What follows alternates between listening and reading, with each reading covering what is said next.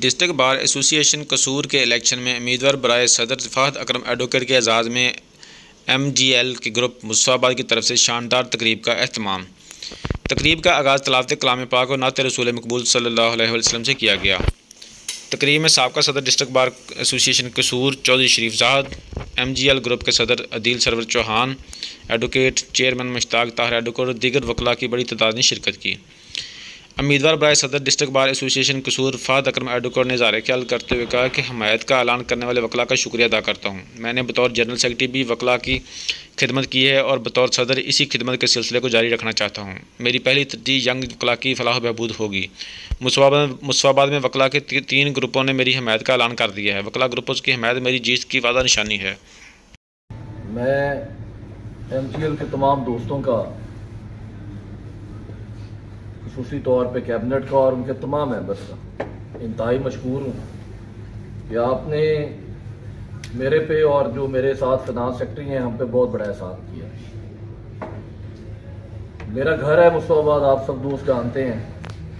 मैं भी आपका एहसानमंद हूँ, मेरा ख़ानदान भी आपका एहसानमंद है। आपने हम पे बहुत बड़ा एहसान किया है। जो बातें मज़हर भाई आपने की हैं यंग दोस्तों के कॉन्टेक्स्ट में, तो मेरा डिसीजन सदर के तौर पे आने का, उसकी मेन वजह भी एक यही। आप सब दोस्त जानते हैं कि मैं पिछले 1.5 साल से पंजाब बार का कैंडिडेट था। अपना लाहौर चैम्बर भी इस्टेब्लिश किया, उसकी काफ़ी मैं कंपेन भी कर चुका था, काफ़ी टीम्स भी मैंने ऑन बोर्ड की हुई थी। बट जब ये इनिशिएटिव नज़र आया आज़ाद ग्रुप का और दोनों ग्रुप्स की मोनोपोली तोड़ने का मौका था, तो उस टाइम जब कमेटी ने मेरा डिसाइड किया वोटिंग के बाद कि आपने एज ए सदर कंटेस्ट करना है, तो यकीन जानिए बड़ा मुश्किल डिसीजन था। ये सोच ये भी थी कि हर चीज़ एट स्टेक आ जाएगी सियासी तौर पे, एक बड़े इलेक्शन से नीचे शिफ्ट होना है। ग्रुप भी छोटा सा था तब, आज़ाद ग्रुप, इसका फ्यूचर क्या होगा, और सीट भी बहुत बड़ी है, आपको पता है, फाइनेंशियली भी, सियासी तौर पे भी उस पर काफ़ी एफर्ट करनी पड़ती है। तो तब यही सोचा कि अगर ये मौका छोड़ देंगे तो शायद ये दोबारा कभी मौका ये बने ना, इन दोनों ग्रुप्स की मोनोपोली को तोड़ने का। तो तब ये डिसाइड किया कि ठीक है, इस इनिशिएटिव में आगे बढ़ते हैं और देखते हैं कि खुदा की ज़ात करीम वो हमारे मुकद्दर में क्या लिखती है। बट यकीन जानिए, जब से फॉर्मेशन हुई है आज़ाद ग्रुप की और हमने कैंपेन स्टार्ट की है, यंग दोस्तों ने आपकी सूरत में और बाकी दोस्तों ने इतना प्यार दिया है, इतनी सपोर्ट दी है कि मैं समझता हूँ कि उस पर मैं जितना भी खुदा की ज़ात का शुक्रिया अदा करूँ उतना कम है।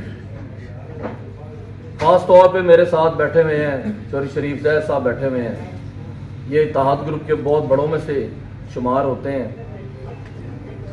इनका हमारी तरफ आना, इसमें हमारा कोई कमाल नहीं, ये सिर्फ उस ज़ात की मेहरबानी थी कि इन्होंने आज़ाद ग्रुप में ज्वाइनिंग का डिसीजन किया, और जब से ये आज़ाद ग्रुप में शामिल हुए हैं उसके बाद से वाज़े चेंज हमें हमारी कैंपेन में नज़र आया है।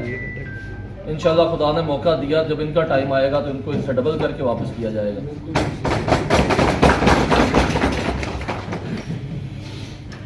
अगर हमें खुदा ने इज्जत दी तो आप यकीन जानिए कि आप सब दोस्तों के पास अपॉर्चुनिटी होगी। मैंने किसी भी कमेटी मेंबर को जो आज़ाद ग्रुप की थी, कैंडिडेचर के हसूल की खातर कोई धक्के मैंने नहीं खाए। मैं किसी को मरीज लेके नहीं गया, मैंने किसी को खाने शाने नहीं खिलाए, मैंने किसी को पैसे नहीं दिए। एक जमहूरी अंदाज में मैंने रिक्वेस्ट की, आप यंग दोस्तों के ग्रुप भी उस कमेटी में, इवन के चौधरी शरीफ ज़ाहद साहब भी उस कमेटी का हिस्सा नहीं है, जो कैंडिडेट अनाउंस करेगी, जिन्होंने इस दफ़ा अनाउंस किया या जो नेक्स्ट भी अनाउंस करेंगे, उसमें ये सीनियर्स हिस्सा नहीं है। इनकी सरपरस्ती ज़रूर मौजूद है, बट डिसीजन जितने यंग दोस्त हैं, जो ग्रुप्स ऐड हो रहे हैं, नेक्स्ट कैंडिडेट भी वही दे। मेरी 15 ईयर स्टैंडिंग है, आज तक मैं वोटर रहा हूं। आज तक मेरे पास ये अपॉर्चुनिटी नहीं थी कि मैं कैंडिडेट का डिसाइड कर सकूं कि जिसको मैंने वोट देना है पहले उसको कैंडिडेट बनाने का मौका भी मेरे पास हो। तो ये first time in the history of कसूर बार हुआ है कि मुझे कैंडिडेट बनाने की ऑप्शन यंग दोस्तों के पास आई, और नेक्स्ट ईयर ये ऑप्शन आपके पास भी होगी। या आपकी ये चॉइस खत्म हो जाएगी कि 2 कैंडिडेट अनाउंस होकर आपके पास आए और आपने या इसको देना है या इसको देना है, ऐसा नहीं होगा। नेक्स्ट ईयर से आप सब दोस्त डिसाइड करेंगे कि बार का मैंडेट किसके पास होगा। तो ये बहुत बड़ी अपॉर्चुनिटी है। इसका एक और फायदा ये होता है कि जब 4-5 बड़े बैठ के किसी कैंडिडेट को अनाउंस करते हैं तो जो क्यू में कैंडिडेट्स होते हैं उनको भी पता होता है 4-5 की ताबेदारी मैंने करनी है। फिर वो जब सीट पे बैठ जाते हैं तो वो 4-5 का डिसिप्लिन ही फॉलो करते हैं। जब उन 4-5 का होगा तो जो 2000 की तादाद में आप दोस्त मौजूद हैं उनके तो हम पाबंद नहीं होंगे ना। जब हमें कैंडिडेट ही 4-5 बड़े देंगे तो हम उनके पाबंद हैं जिन्होंने कैंडिडेट्स को अनाउंस करना है। जब आप दोस्त कैंडिडेट्स को अनाउंस करेंगे तो एज ए ऑफिस बेरर हम आपके पाबंद होंगे। जब हम आपके पाबंद होंगे तो यंग दोस्तों के इश्यूज ऑटोमेटिकली सॉर्ट आउट होते जाएंगे। तो मेरी आपसे ये रिक्वेस्ट है, अप्रॉक्सीमेटली 10 दिन इलेक्शन में बाकी हैं, आपने बड़ी मेहरबानी की, अनाउंस किया। अब मैं आपसे ये रिक्वेस्ट करूंगा कि ये 10 दिनों में आप पूरी सपोर्ट करें, पूरी सपोर्ट करें। देखिए जो मेरे ओपोनेंट हैं, मैं आप शायद आप अगर आपने नोट किया हो, मैंने कभी उनको डिस्कस भी नहीं किया। मैं हमेशा अपनी बात करता हूं। एज ए सेक्रेटरी बार मैंने कसूर बार में 2018 में सर्व किया है। मैं हमेशा अपनी सेक्रेटरीशिप की टर्नओवर की बात करता हूं। उनकी इस टाइम कंपेन सिर्फ एक है। बार के अंदर मोर देन 50 ग्रुप्स हैं आप यंग दोस्तों। अभी तक उनको 3 अनाउंसमेंट्स उनकी तरफ गई हैं और 47 के करीब यंग दोस्तों ने हमें अनाउंस किया। उनकी कंपेन क्या रह गई है? कंपेन सिर्फ एक है, सिर्फ ये कंपेन रह गई है। और बार में वो नारा ये मारते हैं कि हम सीनियर्स की इज्जत एट स्टेज पे है। मैं उन सीनियर से भी ये रिक्वेस्ट करता हूं कि क्या जो आपके कैंडिडेट्स हैं वो वोटर्स को क्या मोरालिटी दे रहे हैं? क्या मुनाफिक बन जाए? तरबियत करना भी तो आपके ऊपर फर्ज है कि नहीं है? मैंने आज तक जिस दोस्त से वोट मांगा है, मैंने सबसे पहले एक बात पूछी है, कहीं आपका वादा तो नहीं हो गया? अगर वो दोस्त मुझे ये कहे कि मेरा वादा हो गया, मैंने कभी उससे वोट नहीं मांगा। इन बड़ों ने आप हम सब की तरबियत भी करनी है और वो बड़े भी इस काम में शामिल है कि अनाउंस उधर किया वोट इधर दे। तो इन दी एंड मैं आप सब दोस्तों का इंतहाई मशकूर हूं। नेक्स्ट ईयर से आपकी मुशावरत के साथ, खुदा ने हमें इज्जत दी तो पूरा टेन्योर आपकी मुशावरत के बगैर नहीं होगा इंशाल्लाह। जो दोस्त आप उन सजेशंस के मुताबिक ही हम बार को रन करेंगे। आखिर में मैं आप दोस्तों को मुबारकबाद पेश करता हूं कि मुस्ताबाद में फर्स्ट टाइम एक ग्रुप बना है। उससे पहले हर दोस्त डिफरेंट ग्रुप्स में मौजूद थे, चैम्बर्स में मौजूद थे। तो मैं दुआगो हूं आपकी यूनिटी कायम रहे, आप ऐसे ही इत्तेफाक और इत्तेहाद के साथ आपस में रहें और इस ग्रुप को वो वाला नहीं, वो फेक है, वो फेक है से रहें और आजाद है। मैं एक जज्बे की बात कर रहा हूं। तो मेरी आपसे ये रिक्वेस्ट है, आपस में इकट्ठे रहिएगा। मैं वर्ड ही चेंज कर देता हूं। आपस में इकट्ठे रहें, यकीन करें, चोर साहब भी जानते हैं, हम भी जानते हैं, आपका ग्रुप फर्स्ट टाइम बना है जी और सियासी तौर पे इसकी बहुत ज्यादा इंपॉर्टेंस है। दोनों ग्रुप्स में बहुत ज्यादा एफर्ट हुई है आप सब दोस्तों पे। हमने काफी एफर्ट की है, उन्होंने भी काफी एफर्ट की होगी, ये मैं नहीं कहता, बट आपका वजूद जो है वो एक्सेप्ट हुआ है। तो जब वजूद एक्सेप्ट हो जाए तो सेकंड जो फेज होता है वो ये होता है कि उसको बरकरार कैसे रखना है। और वजूद बरकरार रहते हैं आपस में इकट्ठे रहने से। तो मैं दुआगो हूं कि अल्लाह पाक आपके इस ग्रुप को किसी की नजर भी ना लगे और आप स्टेट जैसे अनासर से बच के रहे। जनाब MGL के सदर, सेक्रेटरी और दूसरे दोस्त भाइयों, अस्सलाम वालेकुम। दोस्तों, ये इलेक्शन जो होता है इसका मकसद होता है आपने अपना नुमाइंदा बार का चुनना है। हर महकमे में हर मतलब इस फॉर्म में इलेक्शन होते हैं और नुमाइंदा वो होना चाहिए जो आपकी काल पे हाजिर हो। जिसने जीतने के बाद सारा साल नंबर ही बंद रखना है उसको वोट देने का कोई फायदा है?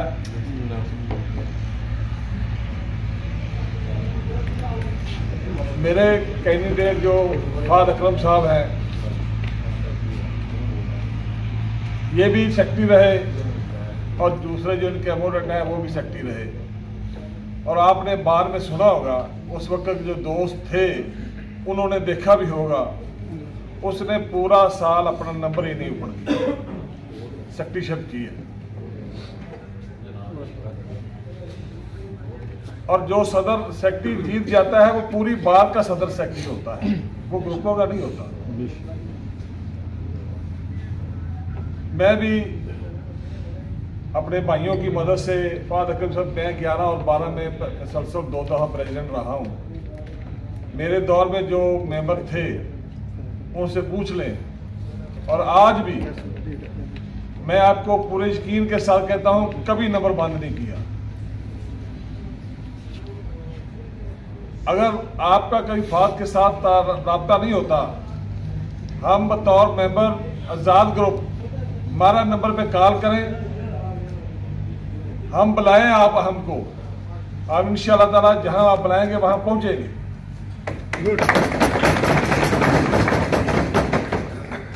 और मैं अपने सदर की तरफ से और फाइनेंस सेक्रेटरी की तरफ से आपको यकीन दिलाता हूं कि इंशाअल्लाह ताला ये आपके साथ रहेंगे, आपको भी यूज नहीं करेंगे और काम करके दिखाएंगे।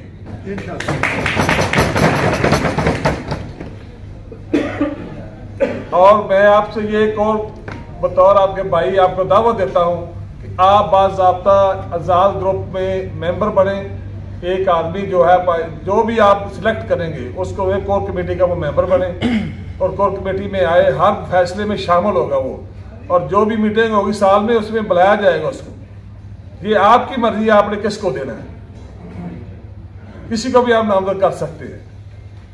और मैं आपको ये भी यकीन दिलाऊं, मैंने पिछली दफा अशरफ अंसारी का और काशिम असलम का इलेक्शन कंटेस्ट किया था। मैं अपना इधर मार साहब बैठे हुए, मार रऊफ साहब ये हमारे साथ थे। लोग हमें डराते थे, अशरफ अंसारी यार मैं हार जाएगा, कोई बात नहीं, हम तो आखिरी दम तक, मरते दम तक किसी का साथ नहीं छोड़ते। और काम करता था लेकिन साथ नहीं करना होता।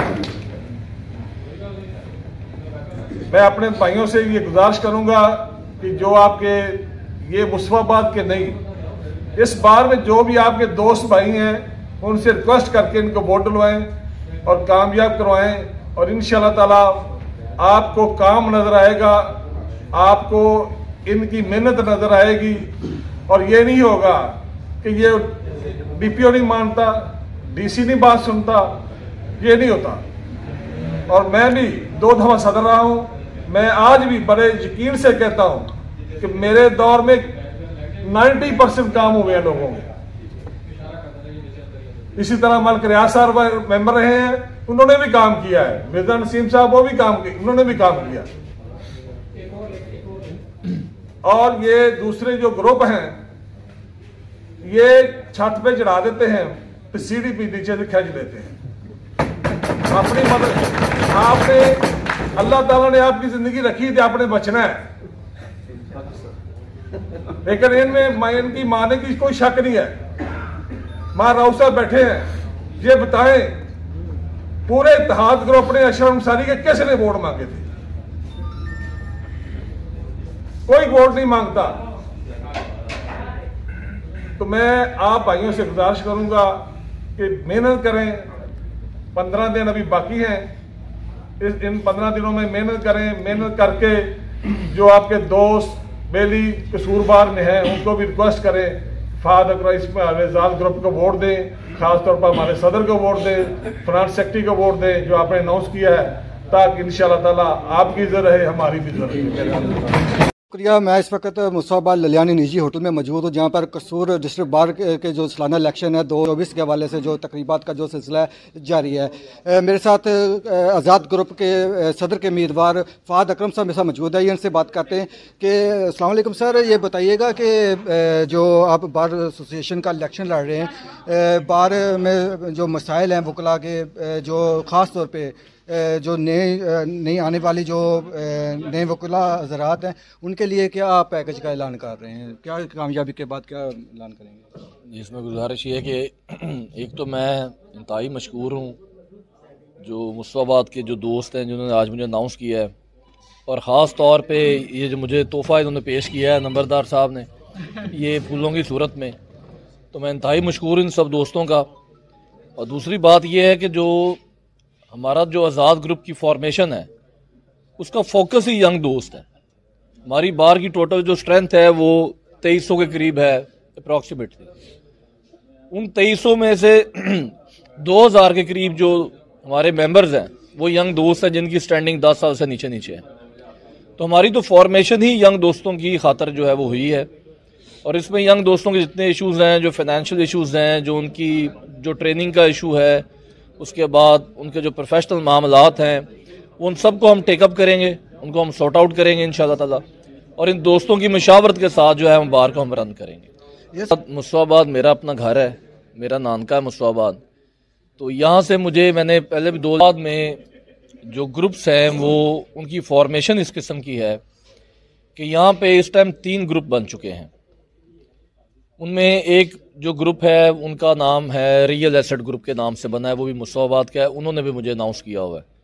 उसके बाद जो दूसरा पोर्शन है उसमें शौकत खान साहब आ जाते हैं, वहीद खान साहब आ जाते हैं, उन्होंने भी मुझे अनाउंस किया हुआ है। जो तीसरा बड़ा सेक्टर था जो मुस्तफाबाद ग्रुप ऑफ लॉयर्स के नाम से जो ग्रुप बना हुआ है, उन्होंने भी आज बाज़ाब्ता तौर पे मुझे अनाउंस किया है। तो मैं ये समझता हूँ कि मुस्तफाबाद 90% जो है वो मेरे साथ है। तो ये बहुत बड़ी हमारी जीत की एक निशानी है कि 90% कोई एरिया आपके साथ हो तो फिर आपको जीत की तरफ से कोई नहीं रोक सकता।